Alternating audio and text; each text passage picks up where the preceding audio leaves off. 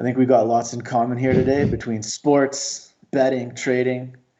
Maybe let's start with a little bit of some betting, because we want to make sure we're trading and not gambling. So maybe we can start with a little bit of what gambling is and what trading is, and I'll pass that off to Steve. Okay, thanks, Michael.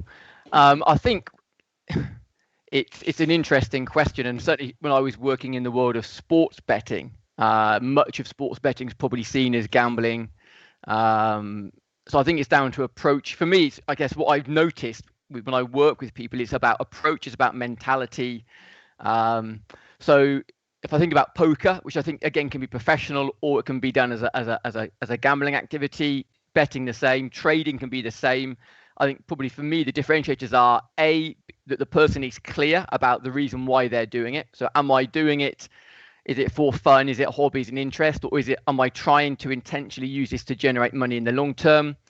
Once I think the intention is clear, then I think that differentiates between and what I'm doing it for and what I want from it. That will determine things such as how carefully I obviously manage my money, the risk that I take, how I respond to the ups and downs of those activities. So I think really for me, it starts off with a distinction about what I'm doing this for.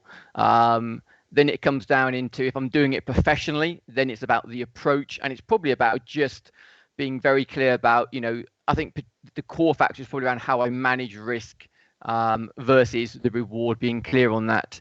And I think, it's a commitment. I think if you just, a lot of gamblers probably are doing it. It's a fun hobby. You turn up, you pay and play, and probably lose in the long term. I think if you are doing it professionally, if you're doing it seriously, then there's a commitment to learning and to mastery of the craft plus the mind that goes alongside that. That probably doesn't happen just in a general gambling environment, perhaps.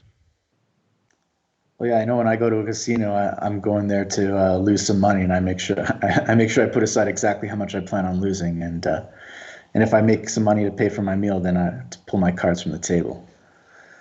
And aside from that mastery, I'd have to learn how to count cards, right?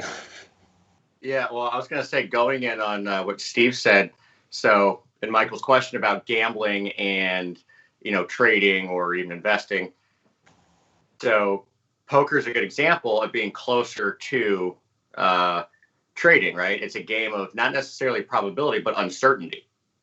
Roulette or blackjack, for that matter, is probability.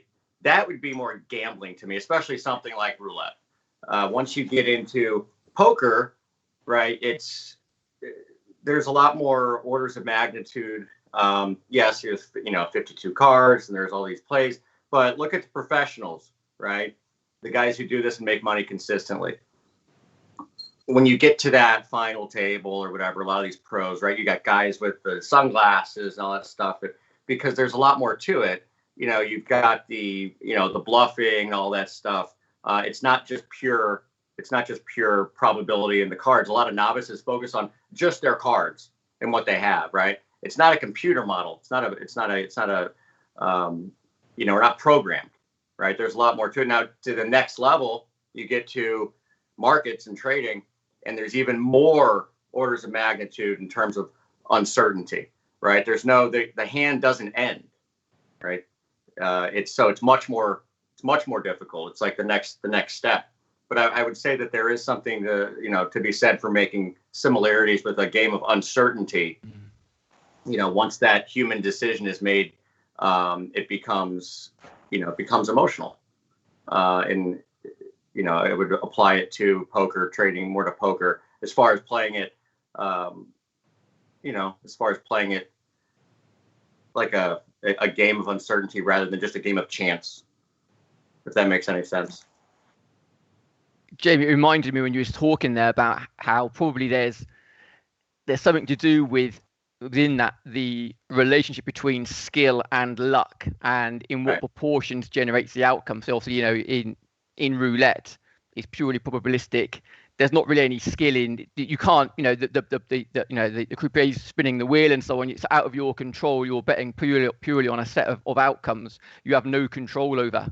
once you start playing maybe into cards, blackjack maybe to a degree if you're card counting, but certainly in poker, certainly in trading, certainly in investing, and even in sports betting when it's done professionally, there are lots of skills you can develop, the strategy skills, psychological skills, obviously knowledge you can acquire that begins to put some edge potentially in your favor. So I think there's some controllability over the outcome. There's always going to be some element of luck and randomness. I think we can't take that out of any of those, as Jamie said, the uncertain contextual activities. But I think you can build the skill, and probably being aware of that, of where you can play, where there is a skill element, and then doing the work to build those skills probably again is maybe part of that determination between whether I'm doing it as a gambler versus am I doing it more as a professional.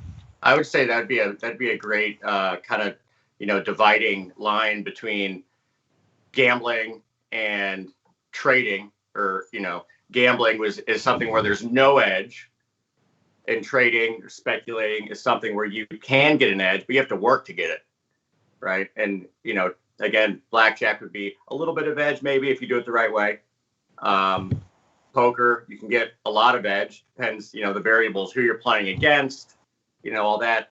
And then markets, again, who you're playing against, who's on the other side of your trade, because you are in control of making that decision. Are you bluffing, not bluffing, all that. So yeah, I think that's a good dividing point. Is edge possible?